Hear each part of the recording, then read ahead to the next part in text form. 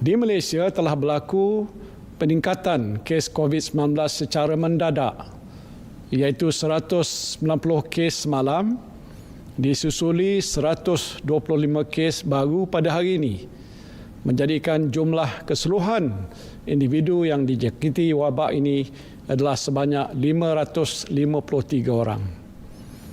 Daripada jumlah tersebut, seramai 511 orang sedang pun dirawat di hospital, manakala 42 orang telah pun pulih.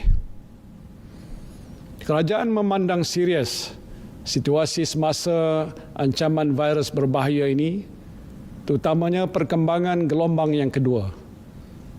Keutamaan kerajaan kita pada masa ini adalah untuk mencegah penularan baru wabak ini yang dibimbangi akan menjangkiti lebih ramai rakyat. Situasi semasa wabak ini memerlukan tindakan drastik diambil bagi memulihkan keadaan secepat mungkin. Dan untuk itu kerajaan memutuskan untuk melaksanakan Perintah Kawalan Pergerakan mulai 18 Mac 2020 iaitu lusa hingga 31 Mac 2020 di seluruh negara. Perintah kawalan ini dibuat di bawah Akta Pencegahan dan Pengawalan Penyakit Berjangkit 1988 dan Akta Polis 1967. Perintah Kawalan Pergerakan ini meliputi pertamanya ialah larangan menyeluruh pergerakan dan perhimpunan ramai di seluruh negara, termasuklah aktiviti keagamaan, sukan, sosial dan juga budaya. Dan untuk menguatkuasakan larangan ini, semua rumah ibadat dan premis perniagaan hendaklah ditutup, kecuali pasar raya, pasar awam, kedai runcit dan kedai serba yang menjual barangan keperluan harian. Khusus untuk umat Islam, penangguhan semua aktiviti keagamaan di masjid dan surau, termasuklah solat Jumaat adalah selaras dengan keputusan Mesyuarat Jawatankuasa Muzakarah Khas yang telah pun bersidang pada 15 Mac 2020. Keduanya ialah sekatan menyeluruh semua perjalanan rakyat Malaysia ke luar negara. Bagi yang baru pulang daripada luar negara, mereka dikandaki menjalani pemeriksaan kesihatan dan melakukan kuarantin secara sukarela atau dalam bahasa Inggerisnya self-quarantine selama 14 hari. Ketiga, sekatan kemasukan semua pelancong dan pelawat asing ke dalam negara. Keempat ialah penutupan semua taska, sekolah kerajaan dan swasta, termasuklah sekolah harian, sekolah berasrama penuh, sekolah antarabangsa, pusat tahfiz dan lain-lain institusi pendidikan rendah, menengah dan pra-universiti. Kelima ialah penutupan semua institusi pendidikan tinggi, IPT awam dan swasta, serta institut latihan kemahiran di seluruh negara. Dan keenam, penutupan semua premis kerajaan dan swasta, kecuali yang terlibat dengan perkhidmatan penting negara ataupun essential services, iaitu air, elektrik, tenaga, telekomunikasi, pos, pengangkutan, pengairan, minyak, gas, bahan api, pelincir, penyiaran, keuangan, perbankan, kesihatan, farmasi, bomba, penjara, pelabuhan, lapangan terbang, keselamatan, pertahanan, pembersihan, peruncitan dan bekalan makanan.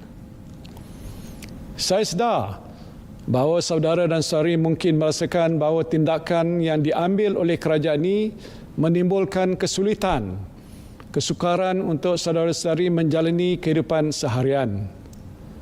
Namun tindakan ini mesti diambil oleh kerajaan untuk membendung penularan wabak COVID-19 yang berkemungkinan meragut nyawa.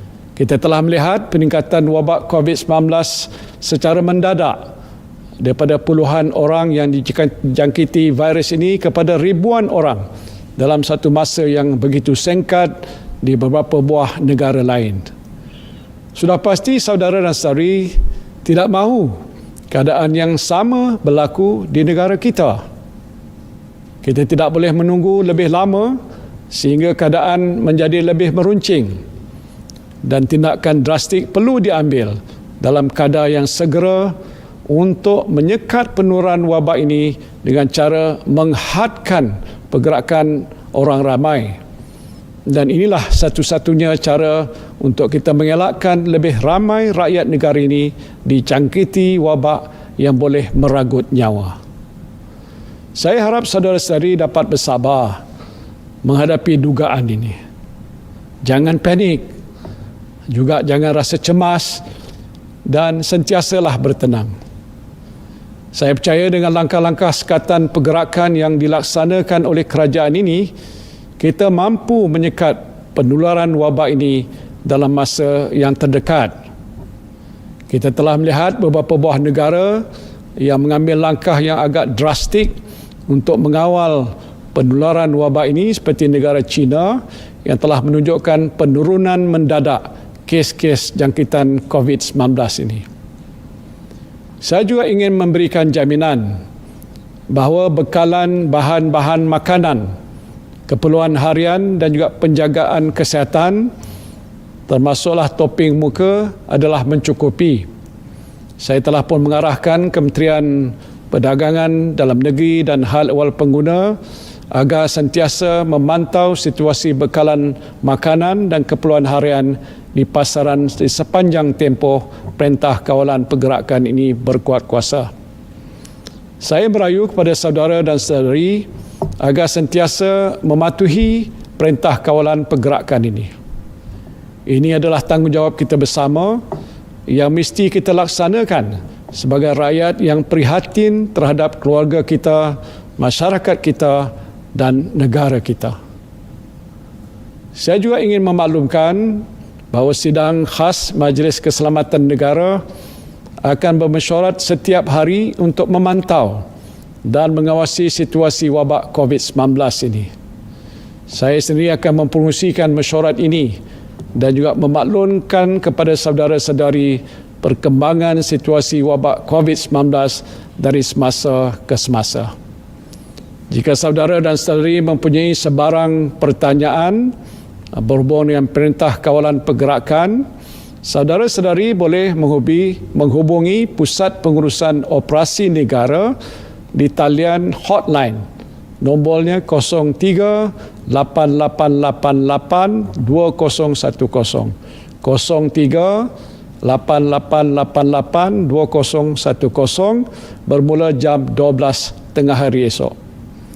Saya mengambil kesempatan ini untuk mengucapkan jutaan terima kasih kepada semua petugas kesihatan, penjawat awam dan semua pihak yang telah bertungkus lumus bekerja siang dan malam untuk membendung wabak ini.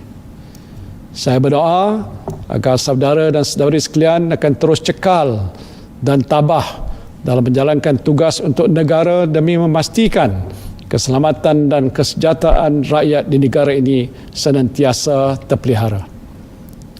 Akhir sekali, saya berdoa agar saudara dan saudari sekalian senantiasa diberikan perlindungan oleh Allah Subhanahu wa Ta'ala.